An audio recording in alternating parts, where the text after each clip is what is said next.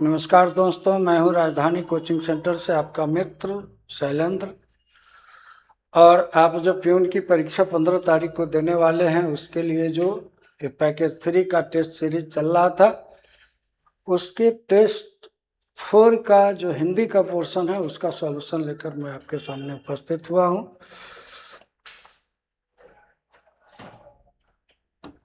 ये आपका प्रश्न है। पहले से मैं कहता आया हूं कि गद्यांश को पढ़ने में मैं समय इसलिए नहीं बिताता हूं कि गद्यांश को पढ़कर ही आपको वहां उत्तर देना होगा। प्रश्न पहले पढ़िएगा, ध्यान में बैठा लीजिएगा, फिर गद्यांश पढ़िएगा तो जल्दी जल्दी उत्तर पर आपको पहुंचने में सहूलियत होगी।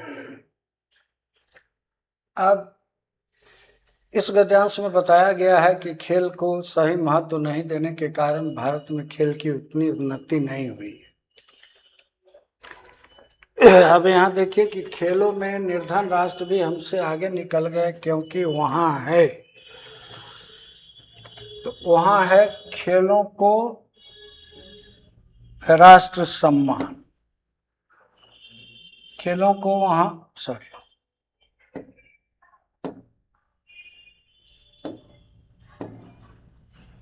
खेलों को वहाँ राष्ट्र सम्मान है,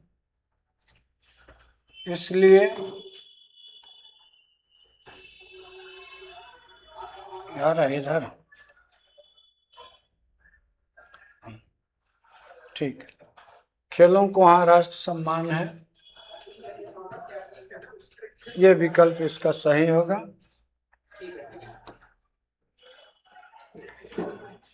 नेक्स्ट है कि गद्यांश का उपयुक्त शीर्षक क्या हो सकता है? स्वतंत्रता प्राप्ति, ओलंपिक पदक, खेलों का गिरता स्तर, या राष्ट्रीय प्रतियोगिता है। तो अपने देश में खेलों का गिरता स्तर है, तो ये विकल्प हो जाएगा। खेलों के गिरते स्तर का कारण नहीं है, तो इसमें जो 4 विकल्प बनाए गए हैं वो बहुत श्रेष्ठ नहीं है, लेकिन मानक उत्तर यही होगा। लागू तो चारों होते हैं, लेकिन ये बोर्ड का प्रश्न है और उन्होंने डाल दिया है, इसको मान सकते हैं। बाकी ये तीनों पूरा लागू होते हैं। खेलों पर नकारात्मक प्रभाव पड़ता है, तो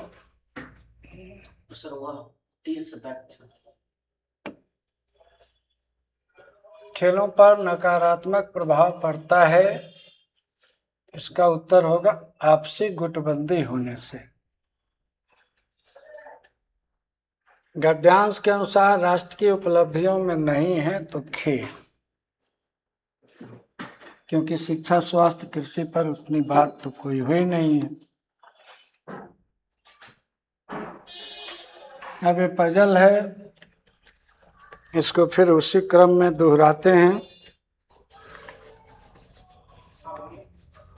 इसका उत्तर है डी। तो रा को 1 रखेंगे, वा को 2 रखेंगे, या को 3 रखेंगे और ला को 4 रखेंगे। अब पढ़कर देखते हैं इसको। आवश्यकता आविष्कार की जननी है, तभी नए नए आविष्कार होते हैं। एक वाक्य पूरा हो गया। ज्यों ज्यों मनुष्य की आवश्यकता बढ़ती जाती है, त्यों त्यों मनुष्य उसकी पूर्ति के लिए तरह तरह के नए उपाय सोचता है। इसलिए वर्तमान युग को वैज्ञानिक युग कहा जाता है। इस सीक्वेंस में मिल गया, यही इसका सही क्रम होगा। दूसरा देखते हैं, क्वेश्चन नंबर 7। इसका क्रम भी है डी। पहले व को लेते हैं, पहले स्थान पर व को लिया, दूसरे स्थान पर रा को लिया, तीसरे स्थान पर या को लिया और चौथे स्थान पर ला को लिया। ये कैसे ले रहे हैं? तो पहले हमने पढ़कर अभ्यास करके मिलाया है, इसलिए ले रहे हैं। आपको पढ़कर मिलान करना होगा। अब पढ़िए। दूरदर्शन पर प्रदर्शित 2 धारावाहिक, पहले रामायण और अब महाभारत, इतने लोकप्रिय रहे हैं कि लोग इनकी पहले से प्रतीक्षा करते रहते हैं। पुनः विराम। और इन्हें देखने के लिए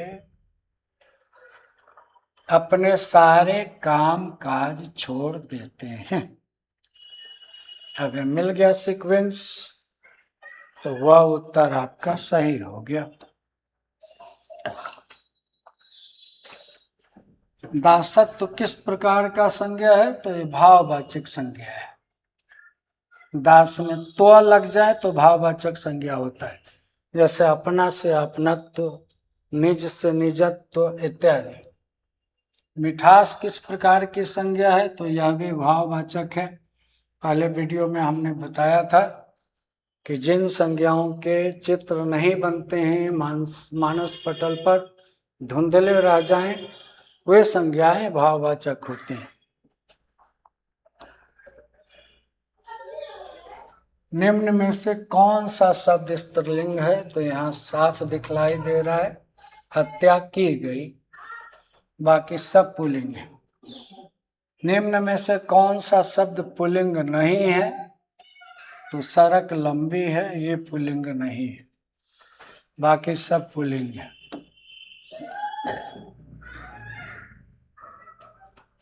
इनमें से किस विकल्प के सभी शब्द परस्पर पर्यायवाची नहीं है? तो पाषाण, प्रस्तर और उपल सभी पत्थर हैं।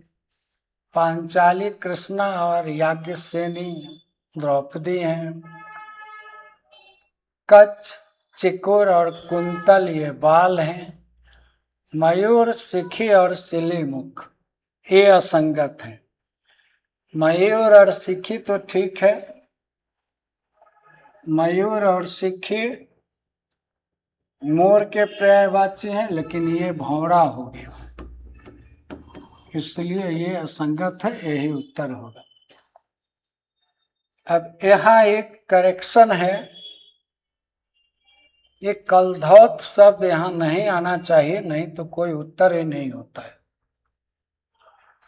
रूपक और रजत ये चांदी के जरूर पर्याय हैं, लेकिन कलधौत तो सोना का पर्यायवाची है, तो कलधौत ले आएंगे तो यहाँ उत्तर देने का कोई विकल्प नहीं है, ये मिसप्रिंट हुआ है। इस प्रश्न को खारिज करना पड़ेगा आपको। कलधौत मतलब सोना होता है। बिजली का पर्यायवाची इसमें ज्योत्सना नहीं है। चपला, चंचला और तरित वो बिजली जो आकाश में चमकती है उसके लिए है। चपला, चंचला, तरित वो सब उसके पर्याय हैं, ज्योत्सना नहीं है। ज्योत्सना मतलब प्रकाश, ज्योति। विलोम शब्दों की दृष्टि से एक युग्म गलत है। कौन सा युग्म गलत है? तो सत्कार, तिरस्कार ठीक है, सुख दुख ठीक है,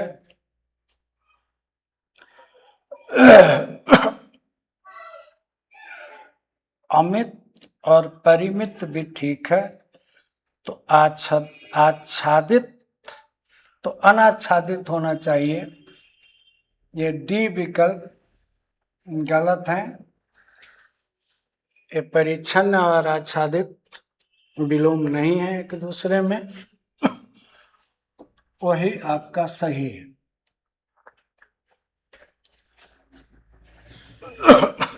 यहाँ फिर प्रश्न टाइप में मिस्टेक है।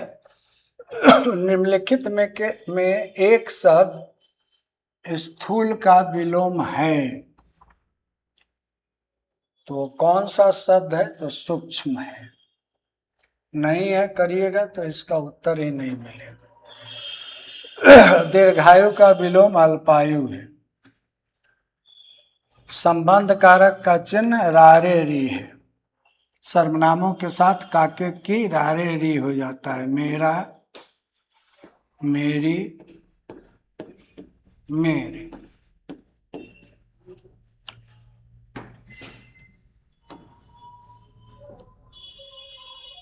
मैंने आम खा लिया है, यह आसन्न भूतकाल है। आ है, ए है, ई है, या है, ए है, ए है, ये आसन्न भूतकाल का सूत्र है। अभी अभी खाया है, तुरंत समाप्त हुआ है। प्रेम अनदेखी राहों की तरह ही आकर्षक होता है। वाक्य का काल पहचानिए। तो ता है, ती है, ते हैं, ये जो है सामान्य वर्तमान काल का सूत्र है। ये सामान्य वर्तमान काल का धातु जोड़ ता है, ती है, ते है, तो होता है, होती है, होते हैं। ये सामान्य वर्तमान काल का वाक्य है आपका। निम्नलिखित में कौन सा संधि विच्छेद व्यंजन संधि से संबंधित नहीं है? तो ये व्यंजन है, ये व्यंजन है, ये व्यंजन है, सब में आप देख रहे हैं हल लगा हुआ, यहाँ विसर्ग है, तो ये व्यंजन संधि से संबंधित नहीं है। अन्वय शब्द का संधि विच्छेद होगा अनुजोर ए। पूछेंगे कैसे होगा?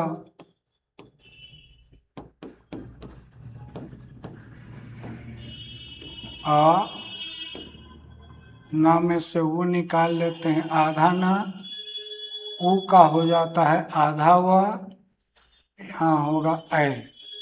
अब इसको लेखन के प्रक्रिया में लिखते हैं। अ नव को मिला दिए, नव अ को मिलाएंगे तो न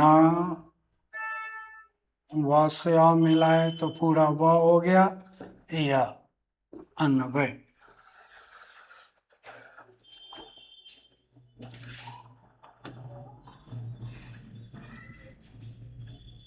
अगला है, इनमें से कौन सा कथन पूरी तरह तत्पुरुष समास से संबंधित है?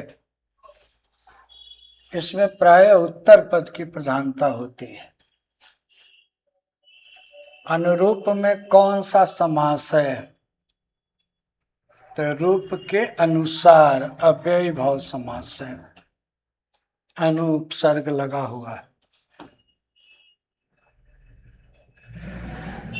कला प्रवीण में कौन सा समास है? तो तत्पुरुष है, विग्रह होगा कला में प्रवीण। कला में प्रवीण, कला में दक्ष में विभक्ति आ गई, तत्पुरुष है। निम्नलिखित में से उस विकल्प का चयन करें जो लोहे के चने चबाने का अर्थ व्यक्त करता है। तो बहुत कठिन कार्य करना, लोहे के चने चबाना। नेक्स्ट,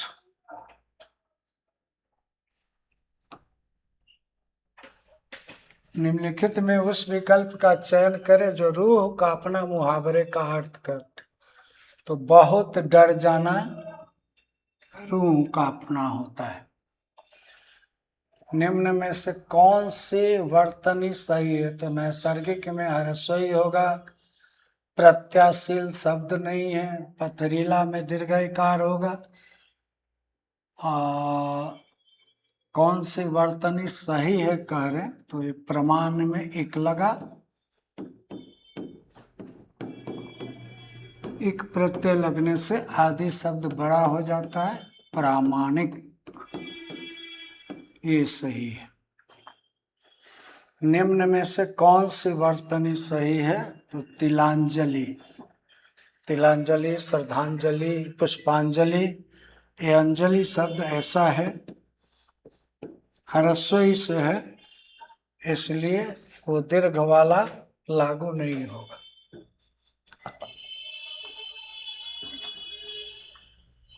बांझ शब्द का तत्सम है बंध्या। इनमें 14 शब्द तद्भव है। इसका तत्सम होता है चतुर्दश।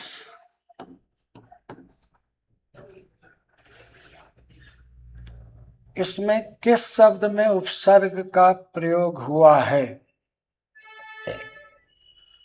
तो अपना में पन लगा है, प्रत्यय है। लिखाई में आई प्रत्यय लगा है।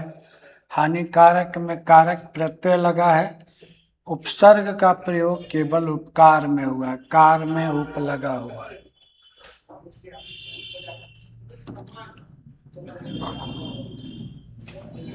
किस शब्द में ल प्रत्यय रूप नहीं आया है? तो रोमल में भी आया है, मृदुल में भी आया है, कुशल में भी आया है, नहीं आया है विमल में। वि विकल्प आपका सही है। इसमें उपसर्ग है वि मल, मल शब्द है, ल प्रत्यय नहीं है। इसमें रोम ला, मृदु ला, कुश ला, सब में प्रत्यय लगा हुआ है, केवल विमल में नहीं है। शुद्ध शब्द को स्त्रीवाचक बनाने के लिए किस प्रत्यय का प्रयोग करेंगे? तो तत्सम का स्त्रीवाचक बनाने के लिए आ लगाते हैं, सुता हो जाएगा। जैसे तनय का Tanaya.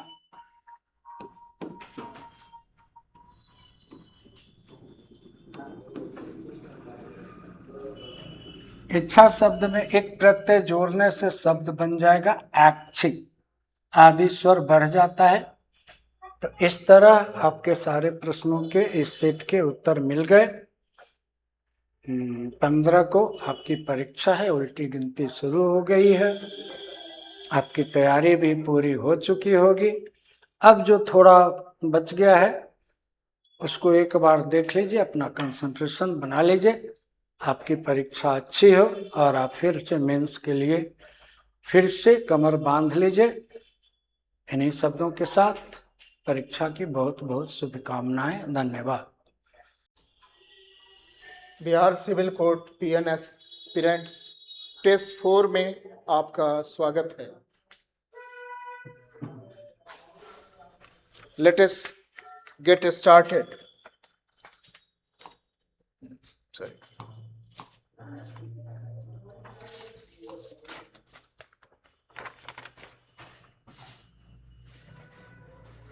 Question number 36. A goods train, मालगाड़ी,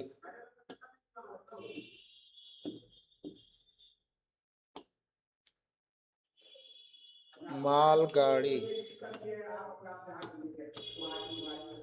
goods train, मालगाड़ी, carried cement,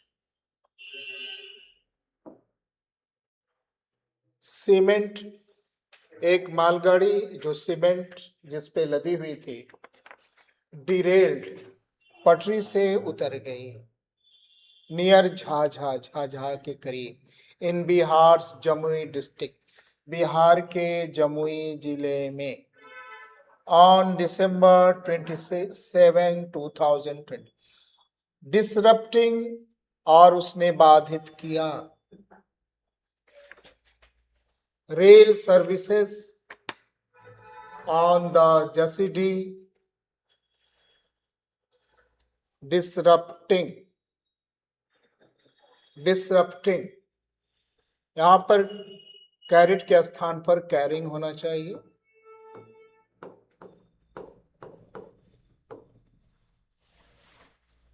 और डिसरप्टिंग के स्थान पर डिसरप्टेड होना चाहिए।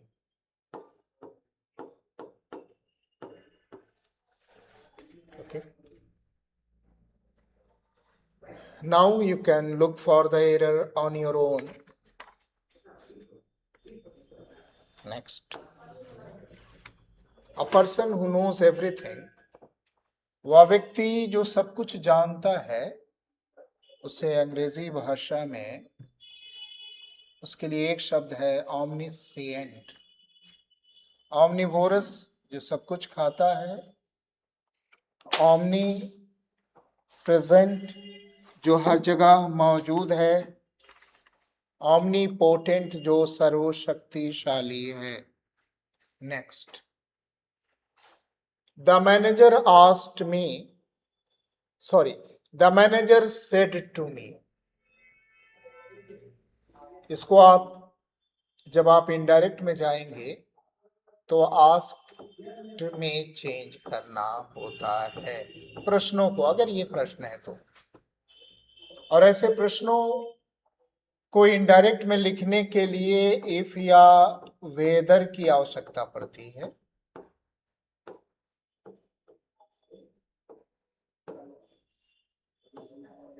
ऑक्सिलरी हटा देते हैं, यू आई में चेंज हो जाएगा। वांट प्रेजेंट है तो पास्ट में हो जाएगा वांटेड।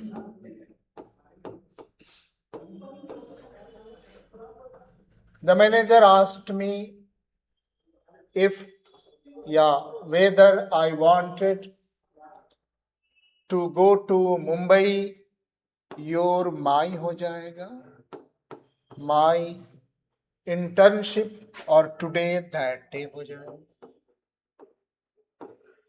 तो आप देख सकते हैं ये शुद्ध है और ये भी शुद्ध ही है। नेक्स्ट, अंडर द वेदर का अर्थ होता है अपने आप को बीमार महसूस करना। डी करेक्ट चॉइस है। रैप्चर का अर्थ होता है खुशी, प्रसन्नता, अति प्रसन्नता। बी होगा। नेक्स्ट,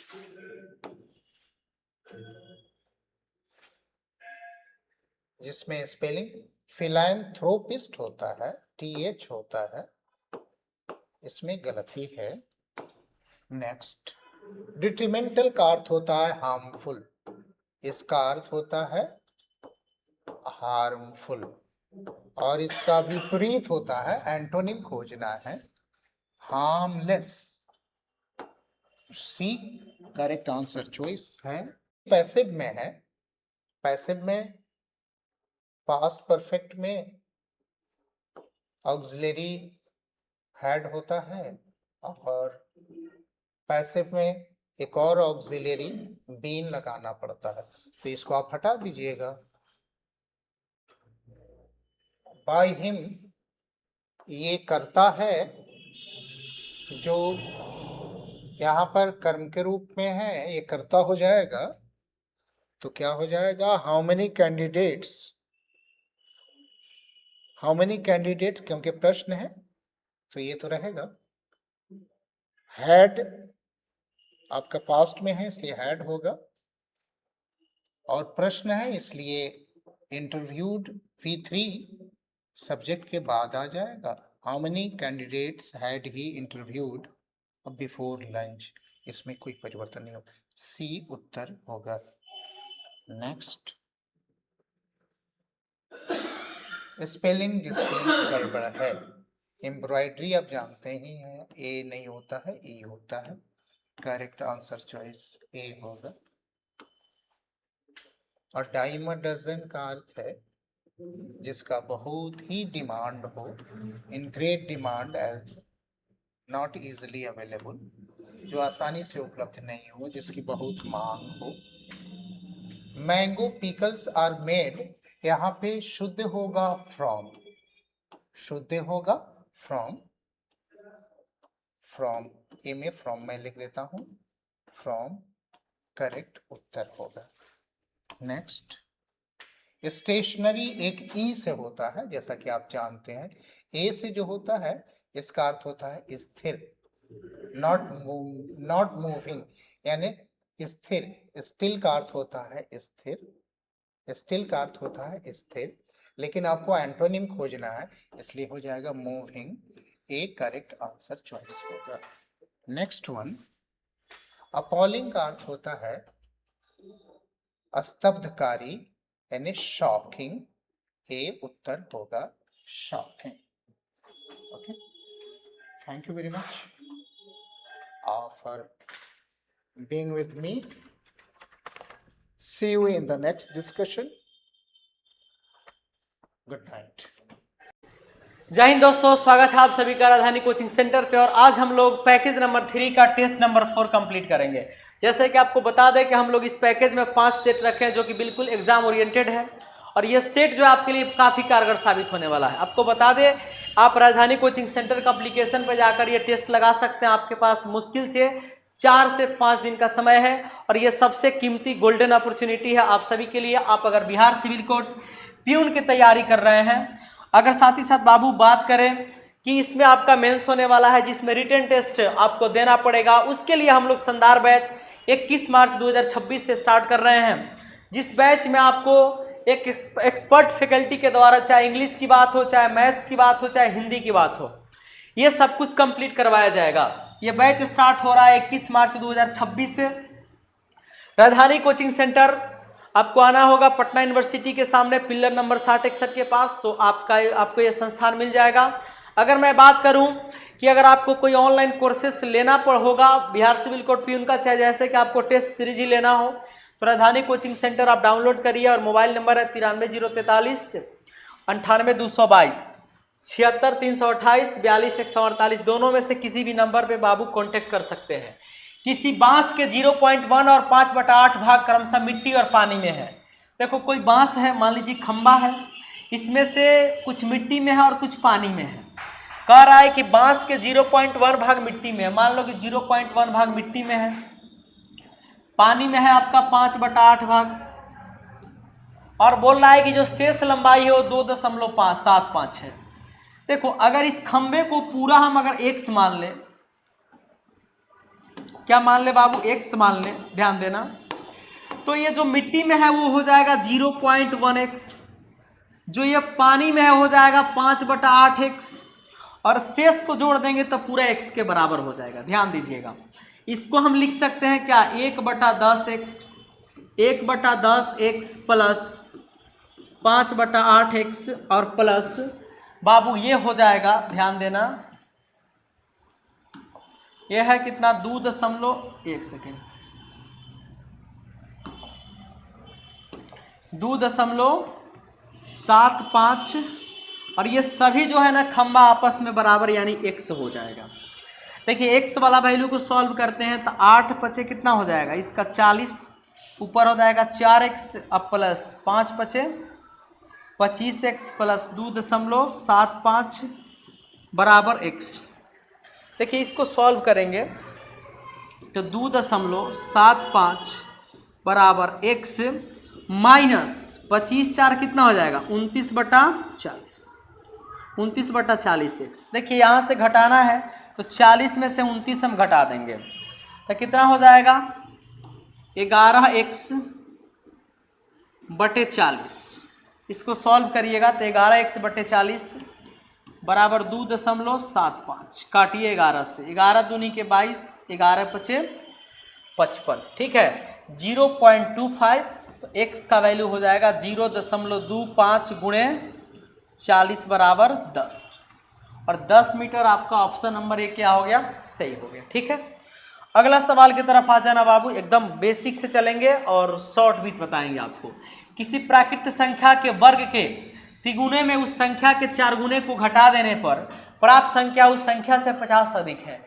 किसी प्राकृत संख्या का वर्ग, मान लीजिए कि प्राकृत संख्या आपका n है और इसका हम वर्ग कर दिए। प्राकृत जो संख्या है उसको हमने माना कि n है और उसका हम क्या कर दिए, वर्ग। वर्ग के तिगुने में से, इसके 3 गुने में से संख्या के 4 गुने को घटाने पर, देखिए वर्ग के तिगुने में से उस संख्या के 4 गुने को यानी कि 4n को क्या करेंगे, घटा देंगे। प्राप्त संख्या उस संख्या से n से कितना अधिक हो जाएगा, 50 अधिक हो जाएगा, दोनों आपस में बराबर हो गया। कह रहा है वो संख्या क्या है, देखो ये जो डाटा बना 3n², इस n को इधर भेजेंगे तो -5n और प्लस में 50 है तो इधर भेज दो, -50 बराबर 0। आप या तो क्वाड्रेटिक निकाल लीजिए या फिर आप सिंपली क्या करेंगे कि आप ऑप्शन से भी पुट कर सकते हैं। तो देखिए अगर हम 5 रखते हैं तो 25 × 75 यहाँ पे अगर हम ऑप्शन बी को ही रख लेते हैं तो 5 का स्क्वायर गुणे 3 माइनस 5 गुणे 5 और माइनस 50 बराबर 0। तो 25 और 50 75 में से 75 जाएगा तो 0, ये सेटिस्फाई हो रहा है। ये हो गया बाई ऑप्शन मेथड। अगर बाबू डायरेक्ट अगर हम इसको मतलब फ्रैक्शन वैल्यू तोड़ दें, यानी कहने का अर्थ हो गया कि इसका हम अगर क्वाड्रेटिक तोड़ेंगे वहां से भी इनका वैल्यू निकाल सकते हैं। ठीक है, आइए अगले सवाल में कह रहा है कि कितने समय में 1100 की राशि 20% की दर से 1331 हो जाएगी जबकि ब्याज प्रति छमाही संयोजित है। देखो ध्यान देना है सबको, ब्याज क्या है, प्रति माह संयोजित अगर छमाही है यानी कि एक कंपाउंड इंटरेस्ट की बात कर रहा है। कंपाउंड इंटरेस्ट में आप लोगों को हम सिखा दें कि आपको टाइम अगर निकालना है तो मूलधन और मिश्रधन का रेशियो लिखिए, प्रिंसिपल और क्या करिए अमाउंट का रेशियो। प्रिंसिपल कितना है 1000, अमाउंट कितना है 1331। इसको आप तोड़िए किसके फॉर्मेट में, तो ये जो 20% है ना ये पूरे 1 साल का है। अगर हम इसको छमाही कर देंगे तो ये बटा में 2 करके 10% हो जाएगा और 10% का वैल्यू 1/10, 10 में 1 जोड़ दिए तो 11/10, यानी ये जो बन जाएगा 10 का पावर 3। ठीक है, उसके बाद में अगर हम बात करते हैं तो हो जाएगा आपका क्या 11 का पावर 3, 10 का पावर 3 और रेशियो कितना हो जाएगा 11 का पावर 3। ये अर्धवार्षिक करके चल रहे हैं तो ये जो 3 देख रहे हैं ना यही आपका क्या है समय है। लेकिन ये समय जो है ना अर्धवार्षिक का मतलब हो गया कि समय दुगुना हो गया, 2t हो गया। 2t का वैल्यू 3 है तो t का वैल्यू 1.5 होगा, यानी कि 1.5 वर्ष आपका आंसर होगा। ऑप्शन नंबर ए आपका सही उत्तर होगा। ठीक है, चलिए आगे बढ़ते हैं। किसी राशि पर 4% वार्षिक ब्याज की दर से 2 वर्ष के साधारण ब्याज और चक्रवृद्धि ब्याज का अंदर 1 है तो जब ब्याज प्रति वर्ष संयोजित हो तो धनराशि क्या है। देखिए रेट क्या है, रेट आपका 4% है। टाइम कितना है तो 2 साल है। 2 साल के 2 वर्ष के CI और SI का अंतर जो होता है वो होता है R²/100, R²/100 बस। तो आप यहां ध्यान दीजिए 1 रुपया है तो 1 रुपया आपका CI/SI का अंतर दिया हुआ है। आपसे कह रहा है कि वह धनराशि क्या है, मूलधन क्या है। ध्यान दीजिएगा ये R²/100 तब होगा जब आपका मूलधन क्या हो, मूलधन आपका 100 रुपया हो तब। सुनिए तो रेशियो लिख लीजिए, मूलधन आप 100 मान लीजिए, आप CI और SI का डिफरेंस देखेंगे तो R² क्या हो गया 100 हो गया। आप यहाँ पे क्या करिएगा कि रेट आपका 4 है तो 4 का स्क्वायर/100 बराबर 0.16, यानी बाबू इसका अंतर जो है ना वो 1 है तो 0.16 का वैल्यू 1 है। रेशियो 1 का वैल्यू 1/0.16, लेकिन हमको चाहिए 100 का वैल्यू तो 1/0.16 गुणे 100 करेंगे, ये ऊपर 2 जीरो चल जाएगा तो आपका कितना हो जाएगा पता है, 4 से काटेंगे 4 बार में, 4 से काटेंगे 25 बार में और 4 से काटेंगे 25 बार में, 25 का स्क्वायर 625। ऑप्शन नंबर सी आपका सही उत्तर होगा। ऑप्शन नंबर सी क्या होगा, सही उत्तर होगा। यह आपका कॉन्सेप्ट है, कॉन्सेप्ट को ध्यान से देखिएगा। ठीक है ना, चलो आगे बढ़ते हैं। कह रहा है कि कौन सी धनराशि साधारण ब्याज से 5 वर्षों में 520 और 7 वर्षों में 568 हो जाएगी। सुनिए साधारण ब्याज में 5 साल का बाबू मिश्रधन दिया हुआ है। क्या दिया है, मिश्रधन दिया है। कितना दिया है तो 520 दिया है। 7 साल का मिश्रधन जो बाबू दिया हुआ है वो कितना दिया है 568। तो ये जो बीच में जो 2 साल है ये 2 साल का क्या है बाबू तो साधारण ब्याज। 2 साल का क्या है तो साधारण ब्याज है। और साधारण ब्याज कितना हो जाएगा, 568 में से 520 गया तो कितना हो गया 48। 2 साल का साधारण ब्याज क्या हो गया 48। अगर आपको मूलधन निकालना है, क्या निकालना है मूलधन, तो यहां से आप खुद बताइए कि 5 साल का मिश्रधन 520 है, इसमें से अगर घटा देंगे 5 साल के सिंपल इंटरेस्ट को तो काम बन जाएगा। तो 1 साल का साधारण ब्याज होगा 48/2 बराबर 24 होगा, और 5 साल का हो जाएगा 24 गुणा 5 बराबर 120। 520 में 120 घटाएंगे तो 400 आपका मूलधन, जो कि ऑप्शन नंबर क्या है, ए में है। बिना आप दिमाग लगाए अच्छे से आप क्या कर सकते हैं, हर चीज को बना सकते हैं। ठीक है, चलिए अगले क्वेश्चन में आइए, 56 नंबर सवाल पे आइए। ए और बी मिलकर किसी कार्य को 30 दिन में, ए प्लस बी को हम बोलेंगे तो वो काम को करेगा 30 दिन में। कह रहा है कि मिलकर, और उन्होंने मिलकर 20 दिन तक कार्य किया और बी ने काम छोड़ दिया। ए ने शेष कार्य को अगले 20 दिनों में पूरा किया, तो ए अकेला इस काम को कितने दिन में पूरा करेगा। सुनिए, ए और बी मिलकर किसी काम को 30 दिन में कर सकता है, और उन्होंने मिलकर कितना दिन काम किया, 20 दिन काम किया। ठीक है, और बी ने काम छोड़ दिया, तो ए ने शेष काम कितना, 20 दिन में पूरा किया। ध्यान दीजिएगा, अगर ए प्लस बी 30 दिन में काम कर रहा है और ए प्लस बी जो है अगर 20 दिन तक काम किया, तो अगर घटाएंगे तो ए प्लस बी जो है वो काम करेगा कितना दिन, 10 दिन तक।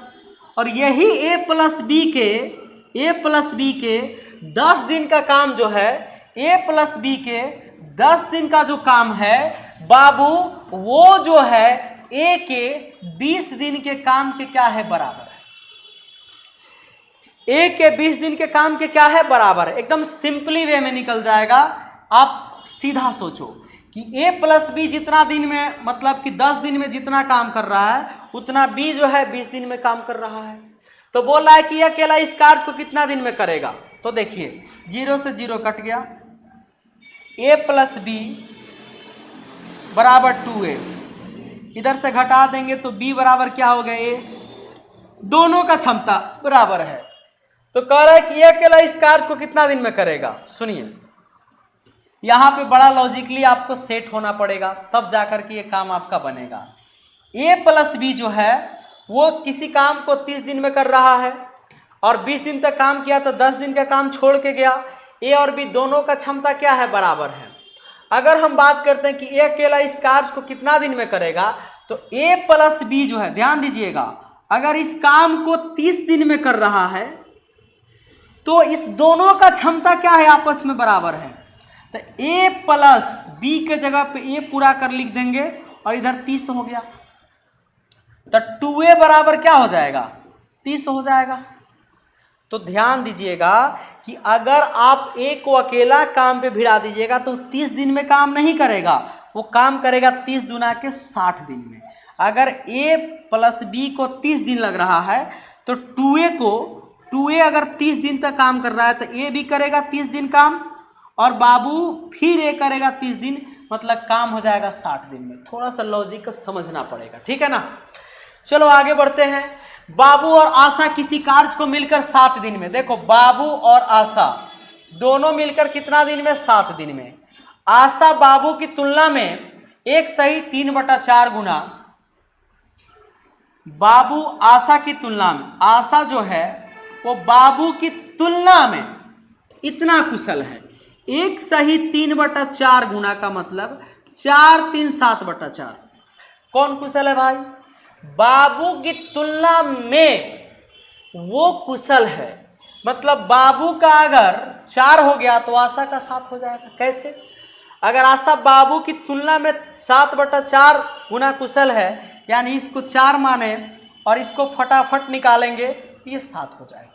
एक बार फिर से इस लैंग्वेज को समझाते हैं, यही लैंग्वेज सबसे मेन है। आशा बाबू के कंपेयर में 7/4 गुना, मतलब आशा बाबू से ज्यादा क्या है, आपका कुशल है। ये आपका 7 और 4 ये क्षमता का रेशियो हो गया। कह रहा है कि इसी कार्य को अकेले आशा कितने समय में पूरा करेगा। सुनिए, बाबू और आशा को बोले हैं तो वो 7 दिन में पूरा कर रहा है। तो पहले काम निकाल लीजिए। काम बराबर होता है क्षमता गुणा समय, क्षमता गुणा समय, और बाबू दोनों का क्षमता 7 4 11 गुणा समय है 7, यानी कि 77 काम के लिए अब लगाएंगे हम किसको, तो आशा को, और आशा का क्षमता 7 है, तो 7 से भाग देंगे तो 11 दिन आपका सही उत्तर होगा। 11 दिन में वो काम आपका कंप्लीट हो जाएगा। चलो अगले क्वेश्चन की तरफ मूव करते हैं। तो दो पाइप ए और बी अलग अलग किसी टंकी को 60 मिनट और 75 मिनट में, ए का काम है टंकी को 60 मिनट में, बी का काम है 75 मिनट में भर सकते हैं। टंकी की तली में इसको खाली करने के लिए एक तीसरा पाइप लगा है। यदि तीनों पाइप एक साथ खोल दिए जाए, मतलब कि एगो ए पाइप फिर बी पाइप और तीसरा पाइप जो छेद कर रहा है, मतलब छिद्र वाला पाइप है, तो 50 मिनट लग जाएगा। कितना मिनट लग जाएगा? 50 मिनट। कह रहा है कि अकेला तीसरा पाइप कितने समय में खाली कर सकता है। इस तीनों का एलसीएम कितना हो जाएगा? तो तीनों का एलसीएम हो जाएगा आपका 300। इसका क्षमता 5, इसका क्षमता 4, इसका क्षमता 6। देखो बाबू ये 5 है, ये 4 है, तो 6 क्यों हुआ? क्योंकि ये 3 से क्या करेगा? खाली करेगा। 9 में से 3 गया तो 6 होगा। कह रहा है कि तीसरा पाइप टंकी को कितना समय में खाली कर देगा? तो 300, और खाली करने वाला क्षमता 3 है, यानी कि 100 मिनट में बाबू खाली करेगा, जो ऑप्शन नंबर क्या है? बी है। 100 मिनट में बाबू खाली करेगा, जो ऑप्शन नंबर क्या है? बी है। 24 सेंटीमीटर ऊंचाई वाले एक लंबवृत्तीय शंकु का आयतन, देखो शंकु ऐसे होता है और इसका आयतन वॉल्यूम हो जाएगा 1/3 पाई आर स्क्वायर एच, और बाबू कह रहा है कि आयतन है 1232 बराबर 1/3, पाई का वैल्यू 22/7। आगे पढ़ते हैं। उसका वक्र पृष्ठ क्षेत्रफल क्या होगा? यदि ऊंचाई 24 है तो गुना आर स्क्वायर, और ऊंचाई क्या है? 24 है। देखो वक्र पृष्ठ का क्षेत्रफल की बात करेंगे, इस शंकु में आपको 3 चीज मिलेगा, एक तो हाइट, एक तो रेडियस, एक आपका स्लांट हाइट मतलब तिरछी ऊंचाई। तो एल बराबर होता है √अंडर r² प्लस h²। बोलोगे सर एल का जरूरत क्यों पड़ा? क्योंकि वक्र पृष्ठ का जब क्षेत्रफल निकालेंगे, वक्र पृष्ठ का जब क्षेत्रफल निकालेंगे तो हो जाएगा पाई आर एल। तो ध्यान दीजिएगा, यहां से हम किसका वैल्यू निकालेंगे? आर का, तो एल भी निकल जाएगा।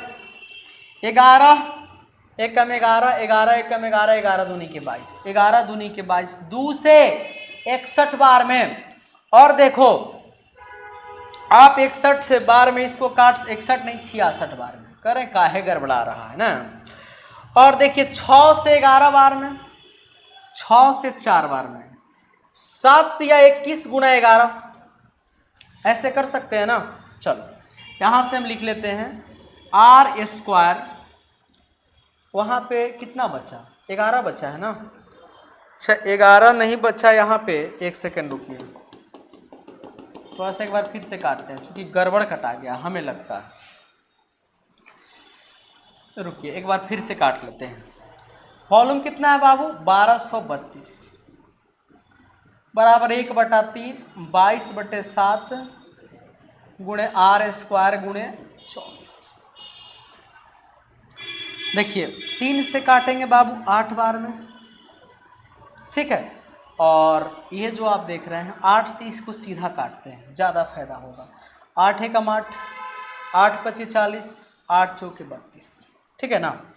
और देखिए 22 से इसको काटेंगे कितना बार में? तो 7 बार में, यानी r² बराबर 7 गुणे 7 यानी कि 7 का स्क्वायर, तो r बराबर हो गया 7। देखिए ये जो वैल्यू है 7 हो गया, ये 24 हो गया, तो l निकाल लीजिए। कैसे? √r यानी कि 7 का स्क्वायर प्लस 24 का स्क्वायर √, ये देखिए 7 का स्क्वायर कितना होगा? 49 प्लस 24 का स्क्वायर कितना हो जाएगा? 4 चौका 16, यानी कि आपका 576 हो जाएगा। 9 6 15 का 5 हाथ में 1, 7 4 11 12 2 हाथ में 1, 5 1 6, यानी 25 हो गया। ट्रिपलेट भी आपको पता होना चाहिए, 7 24 क्या होता है? 25। यहाँ से पुट करिए, पाई का वैल्यू 22/7, रेडियस बाबू कितना है? 7 है, और ये कितना हो गया? एल 25 हो गया। 7 से 7 कट गया, 22 25 110 का 0 हाथ में 11, 22 दूना 44 और 11 55, 550, जो कि ऑप्शन नंबर क्या है बाबू? सी में है। ठीक है, उम्मीद है कि ये चीज़ें आपको अच्छे से समझ में आया होगा। इसमें कुछ नहीं करना था, सिर्फ और सिर्फ बाबू सलांट हाइट यानी तिरछी ऊंचाई आपको निकालनी है। ठीक है, चलो आगे बढ़ा जाए, अगले एपिसोड में चलते हैं। ठीक है ना, कह रहा है कि 60 number question 1 + tan theta + sec theta,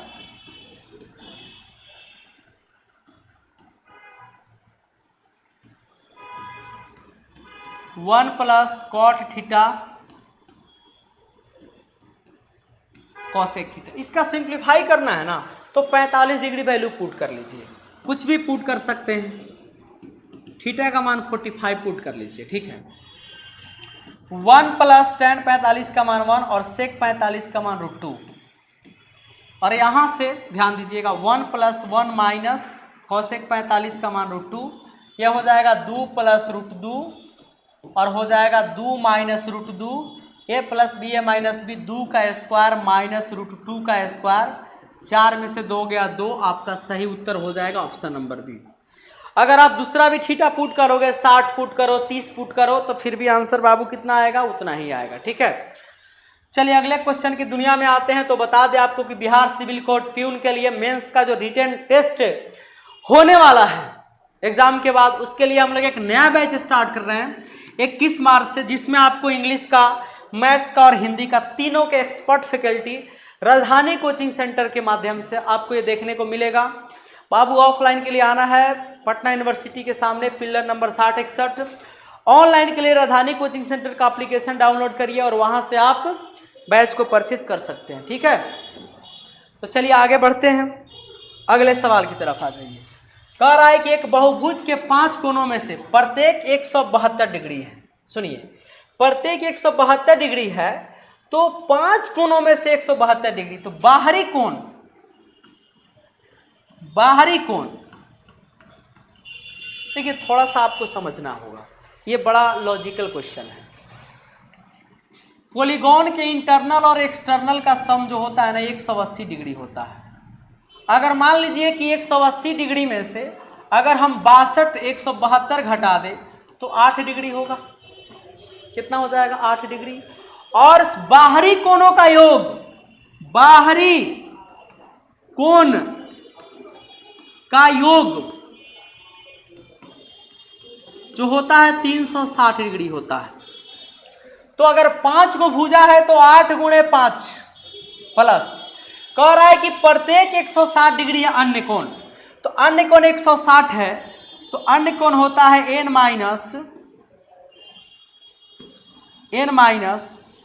2 into आपका जो थीटा दिया हुआ है, तो 160 है तो 180 में से 160 माइनस करिएगा तो बाहरी हो जाएगा 20 डिग्री, फिर इधर 20 डिग्री हो जाएगा। वैसे कंडीशन में बाबू हो जाएगा कितना आपका n - 2 इंटू 20, यानी बाहरी कोण हो जाएगा n - 2 इंटू 20 डिग्री, और इस तरह से पूरा वैल्यू हो जाएगा कितना 360 डिग्री। देखो ये 40 है, इधर घटा लेते हैं, ये 8 × 5 40 घटा देंगे तो 320 होगा। n - 2 गुणा कितना हो गया 20 हो गया, 0 से 0 खत्म, 2 से 16 बार में, तो n बराबर कितना हो जाएगा, n बराबर 16 + 2, नहीं यहाँ पे गड़बड़ हो गया, यहाँ 5 को भुजा था ना तो 2 क्यों करना है, रुक जाइए 1 सेकेंड, 8 × 5 हो गया प्लस n - 5 और गुणे कितना 20, क्यों, क्योंकि n में से 5 को भुजा का तो लिखा गया, n में से 5 भुजा का लिखा गया तो भुजा हो गया n - 5, और उसके लिए बाहरी कोण कितना हो गया 20 डिग्री, तो 20 और बराबर हो जाएगा 360। देखो 5 को बाहरी कोण 8 × 5 40, अब पूरा हम मान लिए कि पूरा जो भुजा है, भुजा को हम मान लेते हैं n, भुजा हो गया n, उसमें से 5 को तो लिख दिए तो बचा n - 5 और उसके लिए 20 डिग्री और बराबर 360, तो ये हो जाएगा 40 जब घटाएंगे तो 320 बराबर n - 5 गुणा 20, इसको काटेंगे तो 16, n बराबर 16 + 5 21, यानी कि नंबर ऑफ साइड 21 हो जाएगा। थोड़ा समझ में आया आप लोगों को? बोलो यहाँ तक किसी को डाउट है तो बताइएगा, ठीक है ना। उम्मीद है कि ये चीजें आपको अच्छे से समझ में आ गई होगी, चूंकि पॉलीगॉन का बेहतरीन क्वेश्चन था, ठीक है, बड़ा ही घुमा फिरा के पूछा था, तो एग्जाम के लिए काफी इंपॉर्टेंट है।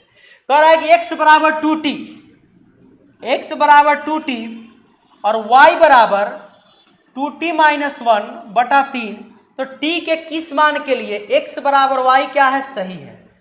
तो आप क्या करिए कि x के बराबर में y करिएगा, तो y के बराबर में आप 2t पुट कर लीजिए और बराबर 2t माइनस 1/3, और जब क्रॉस गुना करिएगा तो 3 दूनी के 6t, 3 दूनी के कितना हो जाएगा बाबू, 6t बराबर 2t माइनस 1, इसको घटा देंगे तो 4t बराबर -1 और t बराबर -1/4, option number D right answer. समझ रहे हो ना। चलो आगे बढ़े।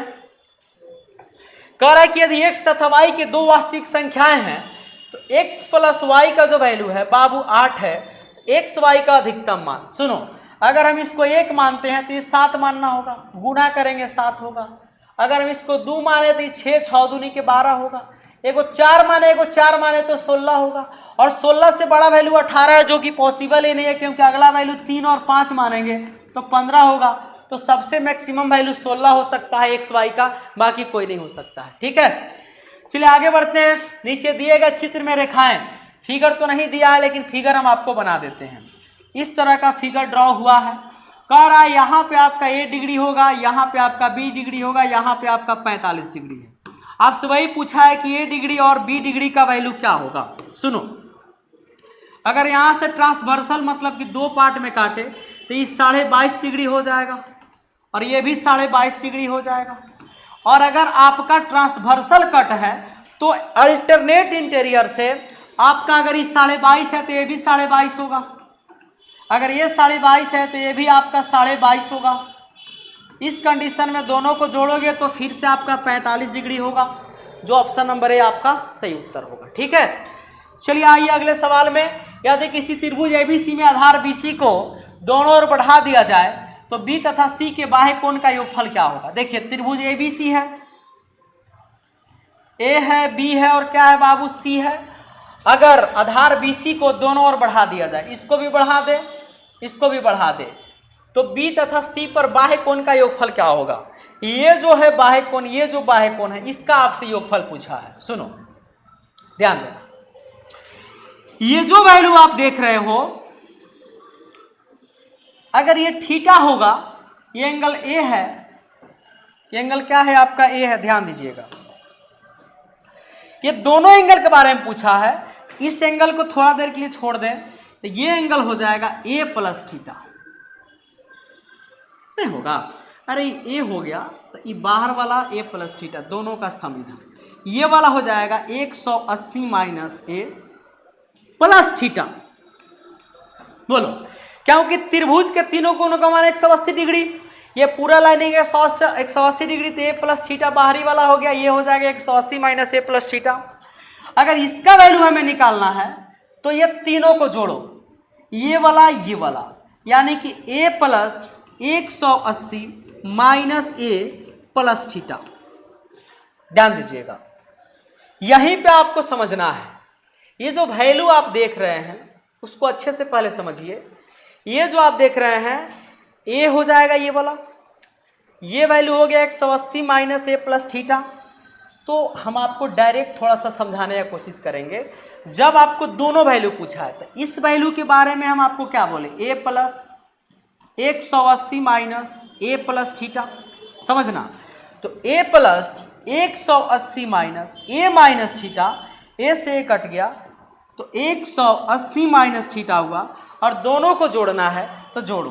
ए प्लस थीटा क्या हो गया, ये बाहर वाला एंगल हो गया और ये वाला एंगल हो गया 180 माइनस थीटा, दोनों को जोड़ेंगे, थीटा से थीटा कैंसिल, बचा 180 प्लस ए, जो बाबू कहाँ है, ऑप्शन नंबर ए होगा, क्योंकि पाई का वैल्यू 180 होता है और हम लोग इसको 180 प्लस ए भी लिख सकते हैं। ठीक है, आइए कह रहा है कि त्रिभुज एबीसी के कोण बीएसी का द्विभाजक भुजा बीसी को बिंदु डी पर प्रतिच्छेदित करता है और त्रिभुज एबीसी के परिवृत्त को ई पर मिलता है, तो यह सदा सत्य होता है A B into A C D into D A बराबर है। थोड़ा सा समझिएगा, त्रिभुज एबीसी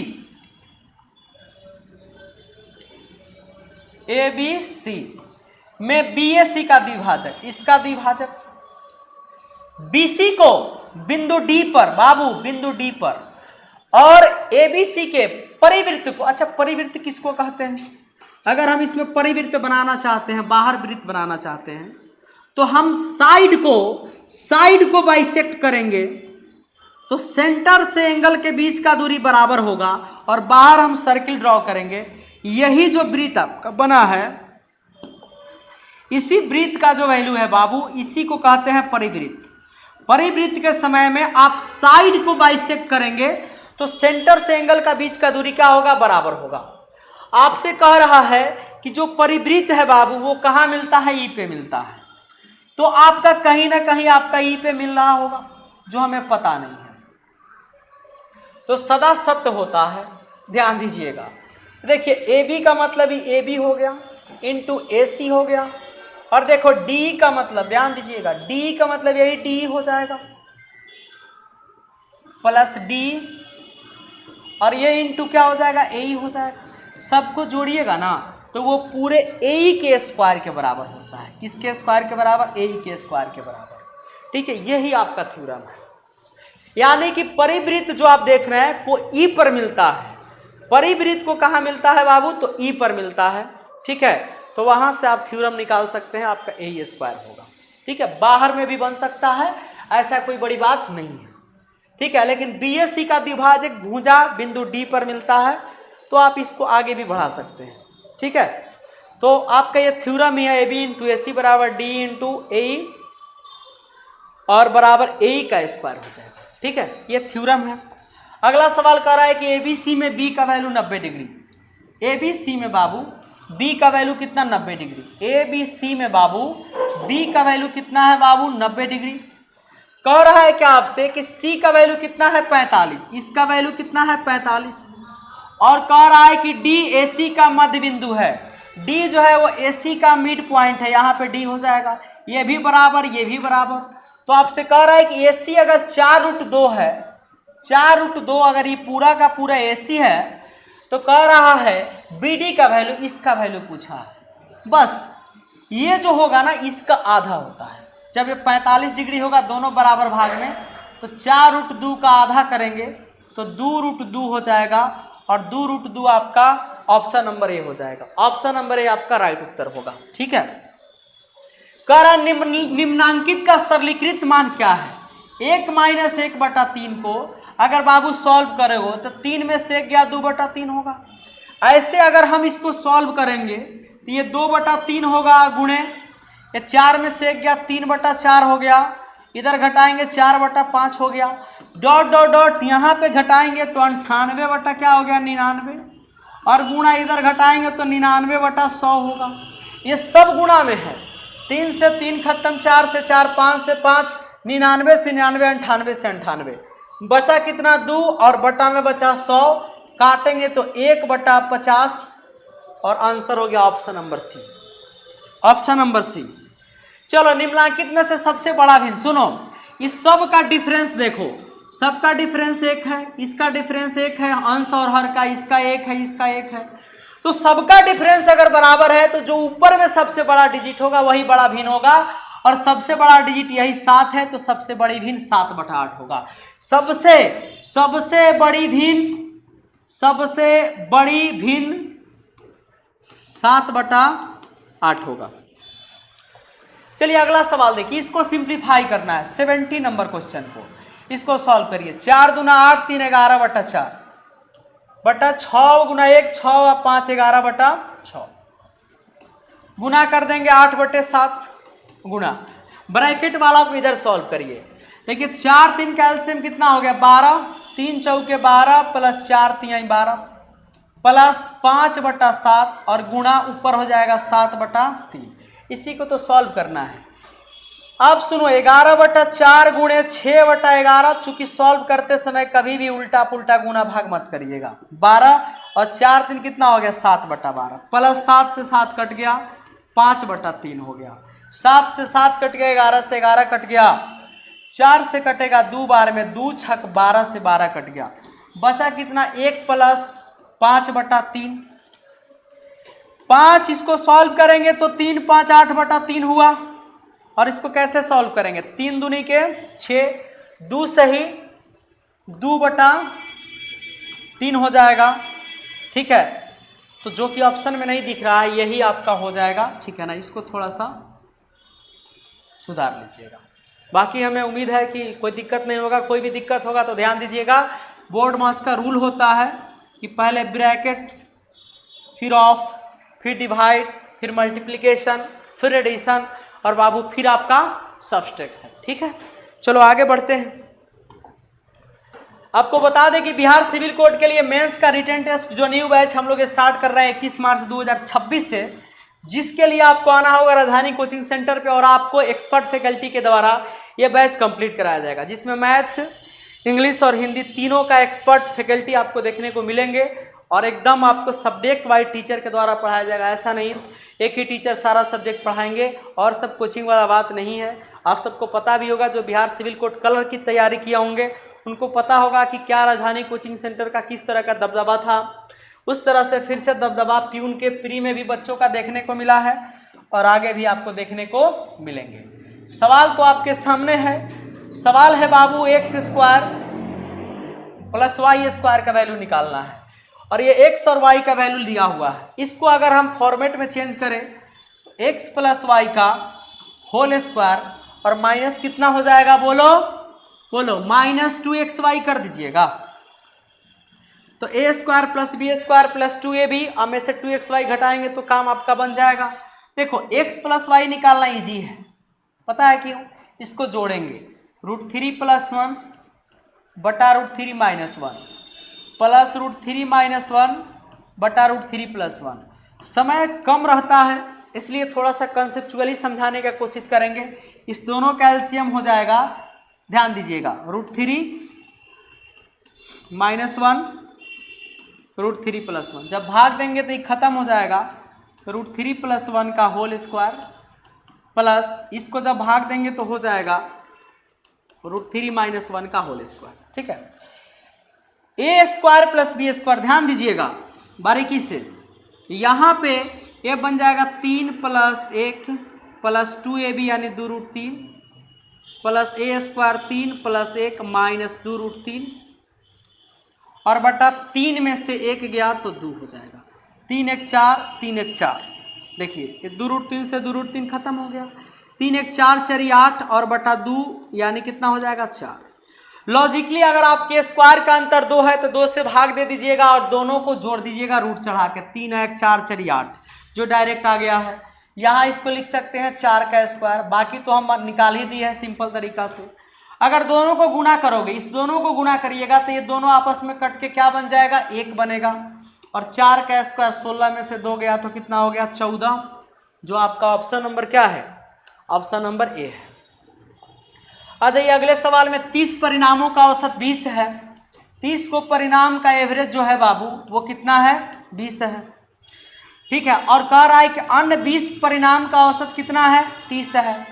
तो सभी परिणाम का औसत, इसमें कोई डेविएशन वगैरह लगाने की जरूरत नहीं है।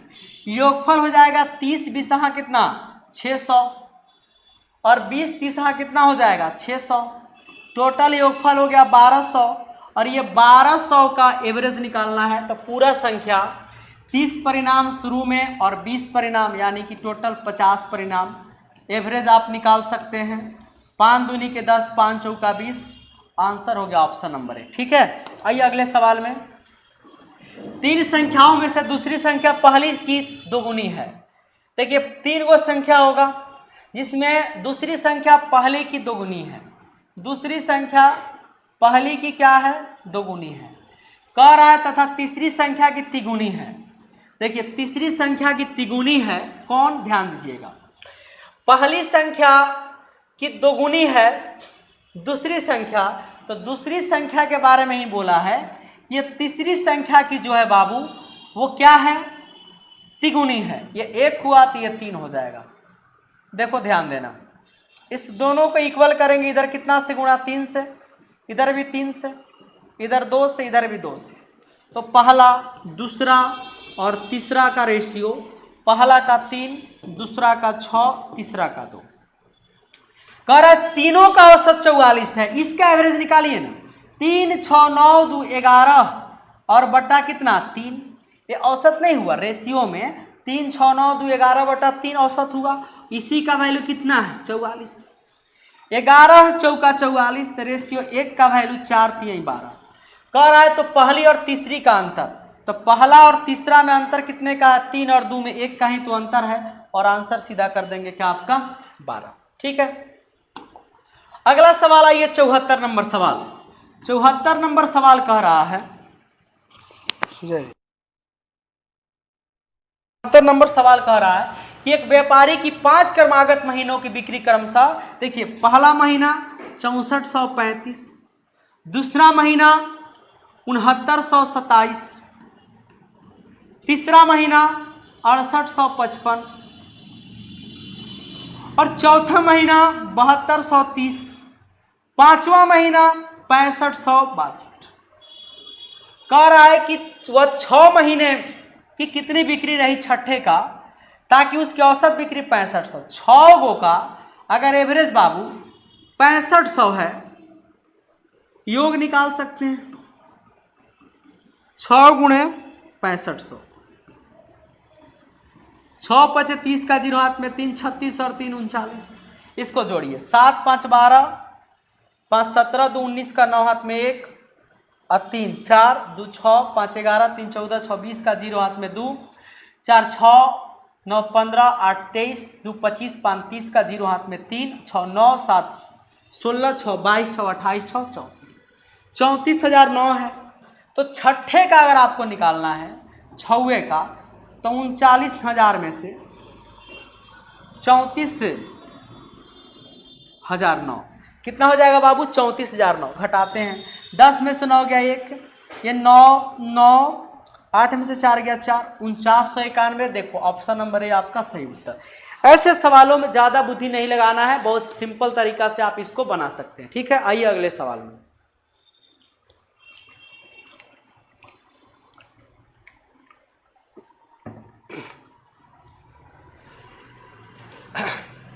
आइए अगले सवाल में आइए।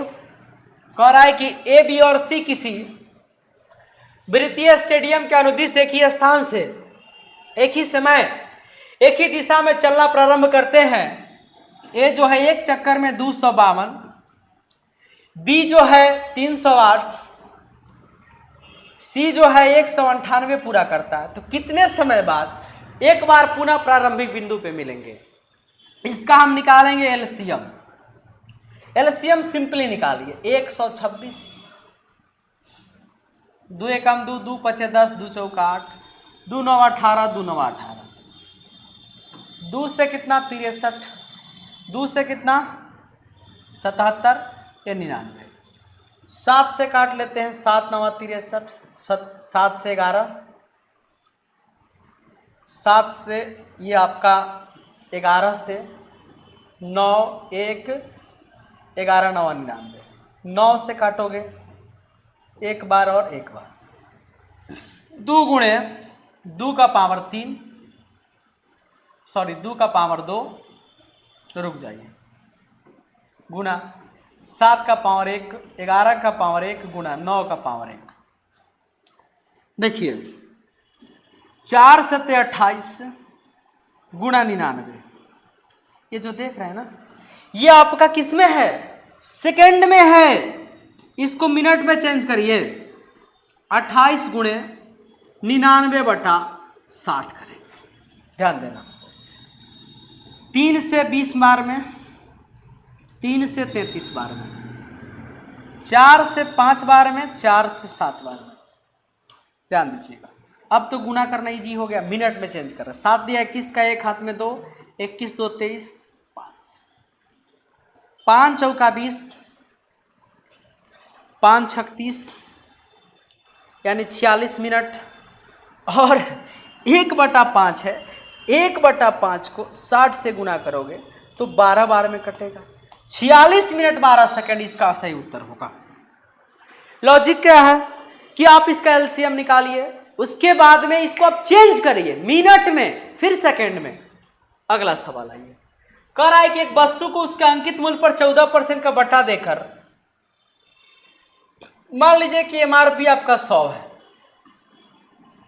और हम डिस्काउंट दे दिए कितने का? 14 का। SP कितना हो जाएगा, 86 हो जाएगा।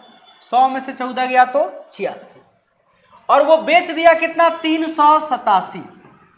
किसका वैल्यू है, 86 का। तो कह रहा है वस्तु का MRP 100 का मान निकालना है। चलो इसको काटते हैं।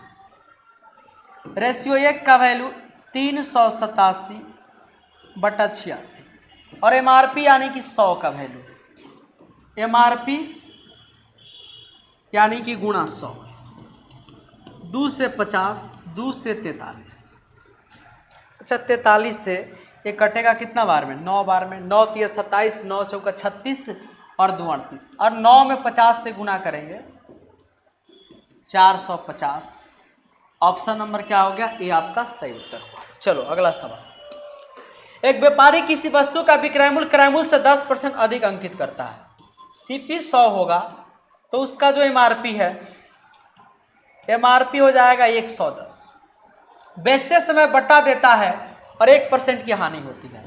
SP की बात करें तो CP में 1% का लॉस हो गया, यानी कि 99 में बेचा है। आपसे कह रहे निम्नांकित उसका बट्टा है, उसका डिस्काउंट क्या है। डिस्काउंट परसेंट बराबर डिस्काउंट को ऊपर बटा में MRP गुना 100%। डिस्काउंट बाबू 100 से 99 हुआ, 11 का डिस्काउंट।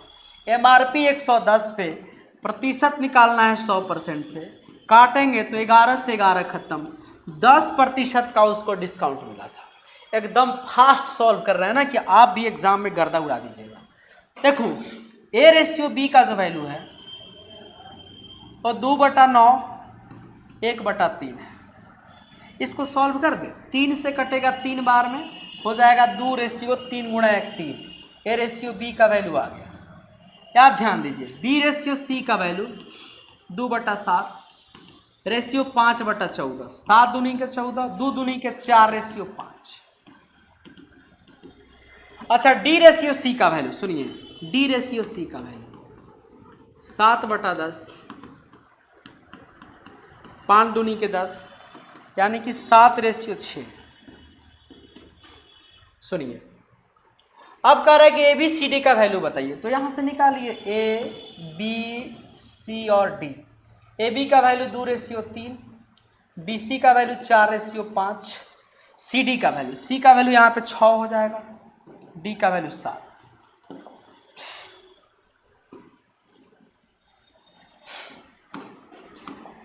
यहाँ पे वैल्यू पुट करिए, सामने में 3 3, ये 5, ये 4, ये 6, ये 6, 6 चौका 24 दूना 48, 6 चौका 24 तिया 72, 6 पचे 30 तिया 90, 7 पचे 35 तिया 105।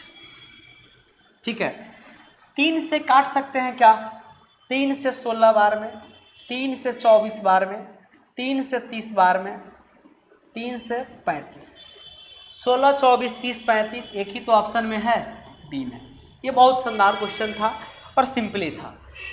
ABC की आय, सुनिए ABC का जो इनकम है बाबू,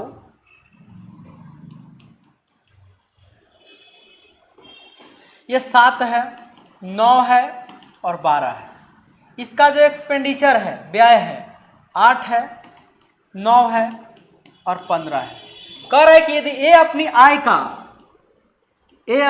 का, ये लाइन को थोड़ा जोड़ लीजिएगा, ये नहीं होगा, 1/4 भाग बचाता है।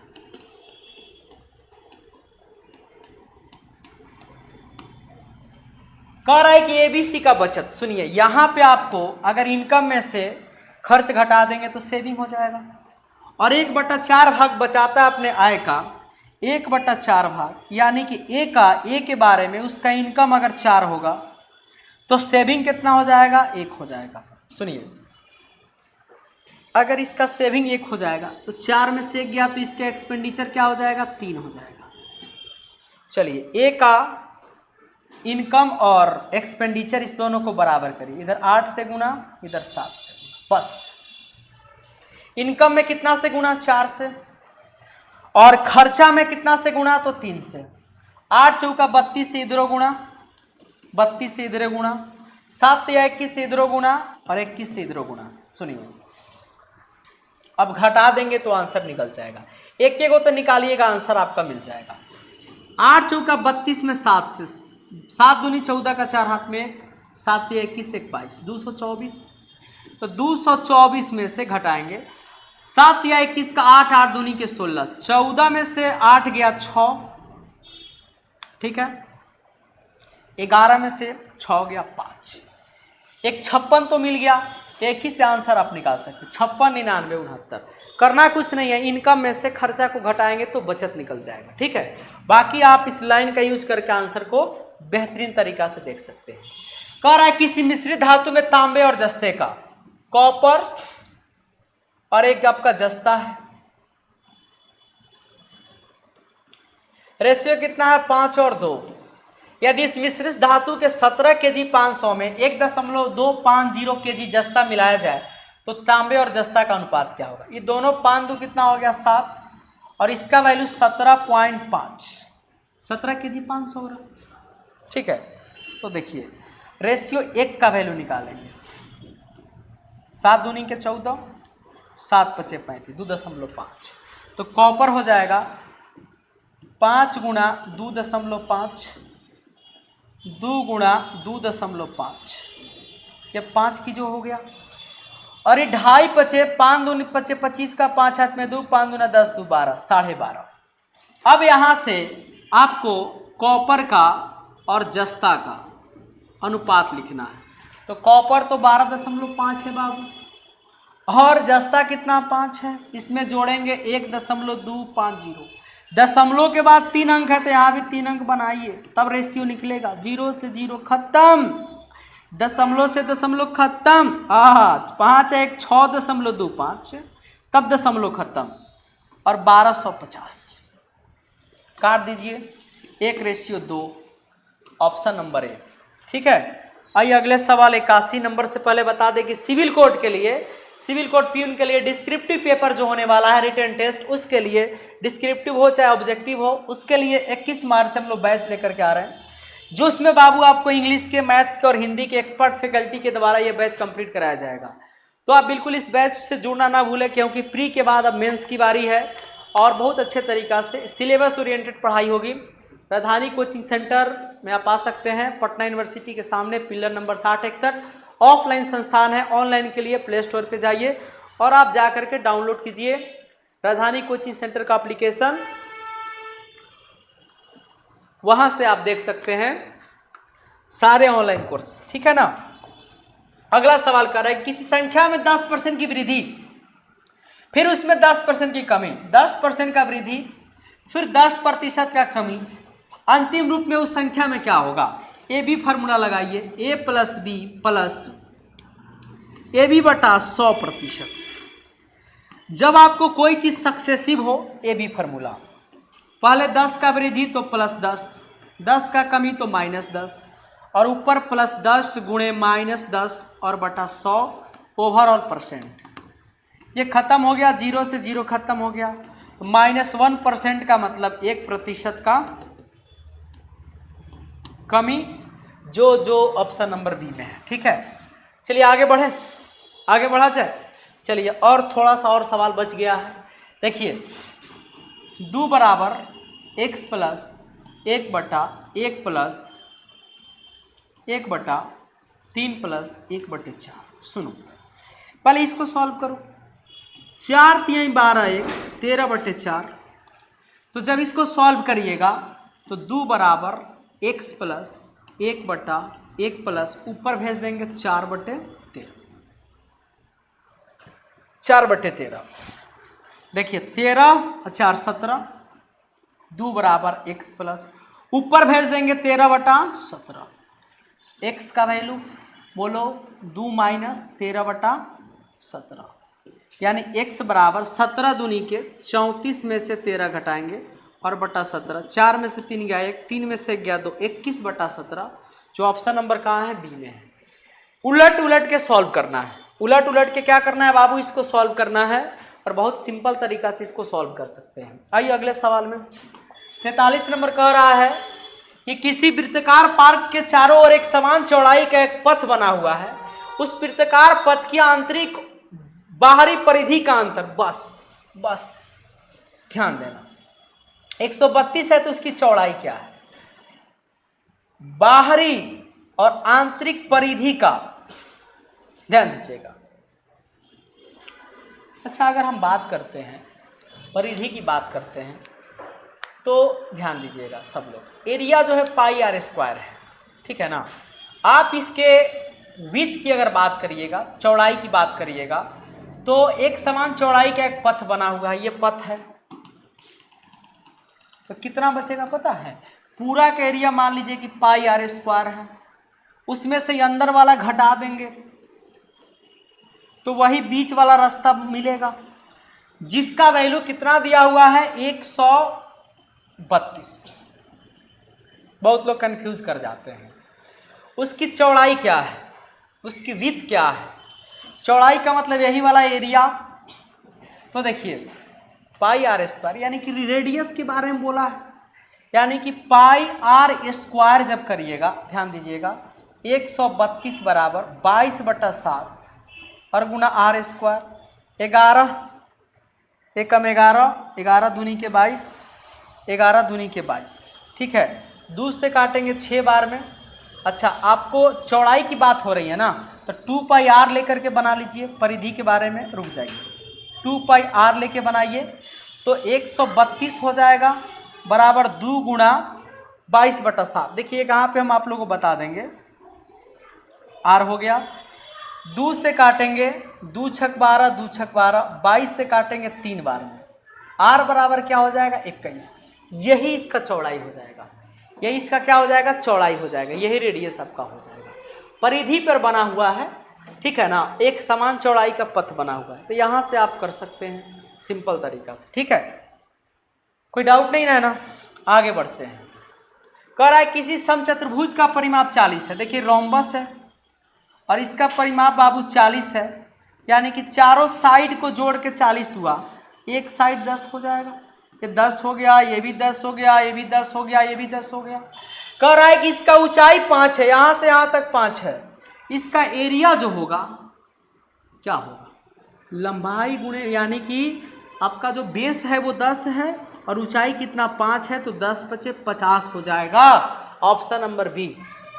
अगला लास्ट सवाल देखिए, एकदम सिंपल और साधारण क्वेश्चन, अच्छा क्वेश्चन। पिता की वर्तमान आयु अपने पुत्र की आयु के तिगुने से 3 वर्ष अधिक है। देखिए ये फादर है, ये सन है, इसको हम y मान लेते हैं, इसको x मान लेते हैं। क्यों? क्योंकि s मानिएगा तो लगेगा ना कि 5 के तरह दिख रहा है, इसीलिए xy माना जाता है। पिता की वर्तमान आयु अपने पुत्र की आयु के तिगुने से, तब पुत्र का आयु y है, इसमें तिगुने से 3 वर्ष ज्यादा x का वैल्यू हो गया। कह रहा है कि 3 वर्ष के बाद पिता की आयु, तो 3 वर्ष के बाद फादर हो जाएगा x + 3 साल का, पिता की आयु पुत्र की आयु के दुगुने, तब पुत्र का जो आयु है बाबू वो कितना है? y है, उसका दुगुना कर देंगे, से 10 वर्ष क्या है आपका? अधिक है, उसके दुगुने से क्या है बाबू? 10 वर्ष अधिक है। अगर 3 वर्ष की बात करें तो दुगुने से 10 वर्ष अधिक, दोनों आपस में बराबर हो गया। ध्यान दीजिएगा सब लोग, यहाँ पे आपको थोड़ा सा समझना है। अगर हम यहाँ पे थोड़ा सा लॉजिक एक चीज लगाने का कोशिश करें तो देखिए यहाँ पे बारीकी से समझिएगा। देखिए यहाँ पे क्या करना है कि x के जगह पे हम रख सकते हैं 3y + 3 मतलब ये पूरा का पूरा वैल्यू बराबर 2y + 10, ठीक है। यहाँ पे देखिए 3y + 6 बराबर 2y + 10, इसको उधर भेजें तो 2y घट गया तो y हो जाएगा, 10 में से 6 गया 4 हो गया, y का वैल्यू कितना हो गया? 4 हो गया। तो x का वैल्यू हम निकालेंगे, यहाँ से निकाल लीजिए 3y + 3, 3 × 4 + 3 बराबर कितना हो गया? 15। तो पिता की आपसे पूछा है क्या? वर्तमान आयु पूछा है, ठीक है ना। तो वर्तमान आयु की अगर बात करते हैं, अच्छा एक सेकंड रुक जाइए, ये इक्वेशन को थोड़ा सा देखना पड़ेगा। पिता की वर्तमान आयु अपने पुत्र की आयु के तिगुने से 3 वर्ष अधिक है, ठीक है। 3 वर्ष के बाद पिता की आयु पुत्र की, अच्छा 1 सेकेंड, 3 वर्ष के बाद बोला है ना, 1 सेकेंड, हम तो यहाँ पे इक्वेशन छोड़ ही दिए ना। 3 वर्ष के बाद दोनों का एज बढ़ेगा, ये भी हो जाएगा पिता x प्लस 3 साल का, देखिए 3 हमने छोड़ दिया था, y प्लस 3 हो जाएगा। अच्छा, बोल रहा है कि आपसे कि पिता की आयु पुत्र की आयु के दोगुने से 10 वर्ष अधिक, पुत्र के आयु के दोगुने से क्या है 10 वर्ष ज़्यादा है, ये बराबर हो जाएगा। अब हम इसका वैल्यू रख लेंगे क्या, 3y प्लस 3 बराबर 2y प्लस 2 3 6 प्लस 10, इसको उधर भेजेंगे, y बराबर 10 6 16 में से 9 गया तो 7 हो जाएगा। अब इसमें हम पूरा कर लेंगे, ठीक है। एक बार फिर से देख लेते हैं, 2y घटा दिए तो y हो जाएगा, 6 हो गया, तो अगर 6 इधर घटाएंगे तो 10 न होगा, कितना हो जाएगा y का वैल्यू 10, तो x का वैल्यू यहाँ से निकालेंगे तो x का वैल्यू 3y प्लस 3 हो जाएगा, तो 3 गुणे बाबू, और y का वैल्यू 10 और प्लस 3 यानी कि 30 और 3 कितना हो गया 33 साल। x का वैल्यू कितना हो गया, वर्तमान एज हम माने थे 33 साल, ठीक है। तो ये जो आपका है वहाँ पे हमने 3 छोड़ दिया था, यानी अगर पिता का उम्र 3 साल बढ़ेगा तो बेटे का भी तो बढ़ेगा 3 साल ना, वो हम वहाँ पे मिस कर गए थे, इसलिए आंसर नहीं आ रहा था। खैर कोई बात नहीं, उम्मीद है कि ये चीज़ें आपको अच्छे से समझ में आ गया होगा। और आपको हम बता दें कि हम लोग जो है बिहार सिविल कोड प्यून के लिए एक मेंस का रिटन टेस्ट जो होने वाला है उसके लिए न्यू बैच स्टार्ट कर रहे हैं 21 मार्च से, एक एक्सपर्ट फैकल्टी के द्वारा, चाहे इंग्लिश की बात हो, चाहे मैथ की, चाहे हिंदी की बात हो, आपको संपूर्ण सिलेबस बहुत बेहतरीन तरीका से अकॉर्डिंग टू एग्जाम सिलेबस हम लोग कंप्लीट करवाएंगे। वही चीज़ पढ़ाया जाएगा जो आपके एग्जाम के लिए काफ़ी कारगर साबित होने वाला है। तो इस बैच को ज्वाइन करना नहीं भूलिएगा, 21 मार्च से ज्वाइन करिएगा, क्योंकि प्री तो बाबू लगभग मैक्सिमम बच्चों का निकल जाएगा, लेकिन मामला फंसेगा मेंस में, तो आपको अभी से मेंस में लगना है, क्योंकि काफ़ी डिले हो चुका है इस एग्ज़ाम में, तो समय आपको मिलेगा नहीं और सब लोग मेंस में ही फंसेंगे। बहुत लोग ये भी बोल रहे थे मेंस का पेपर नहीं होगा, लेकिन हम लोग शुरू से बोलते हैं कि प्री और मेंस दोनों होगा, क्योंकि हम लोगों को इसके बारे में स्ट्रेटेजी पता है क्या होता है। हम लोग एग्ज़ाम का डेट भी जो बताया एकदम सेम टू सेम उसी डेट पे एग्ज़ाम भी हो रहा है, तो आगे भी आपको वही चीज़ बताया जाएगा जो आपके एग्ज़ाम के लिए काफ़ी इंपॉर्टेंट होगा। इधर उधर भटकने की ज़रूरत नहीं है, सही जगह पे सही समय पे सही निशाना साधने की ज़रूरत है। 21 मार्च से आप आकर के डेमो क्लास आप आकर के ऑफिस में पता कर लीजिएगा, आपको सारी जानकारी मिलेगी। राजधानी coaching centre pillar number 6061 Patna university के सामने ऑनलाइन क्लास के लिए आपको एप्लीकेशन डाउनलोड करना है, राजधानी कोचिंग सेंटर। विशेष जानकारी के लिए आप व्हाट्सएप कर सकते हैं 93 043 98 222 या फिर 76 328 42 148 पे कॉल व्हाट्सएप कुछ भी करके आप पता कर सकते हैं। तो चलिए दोस्तों, मिलते हैं नेक्स्ट सेशन में, तब तक के लिए जय हिंद, आपका समय शुभ रहे।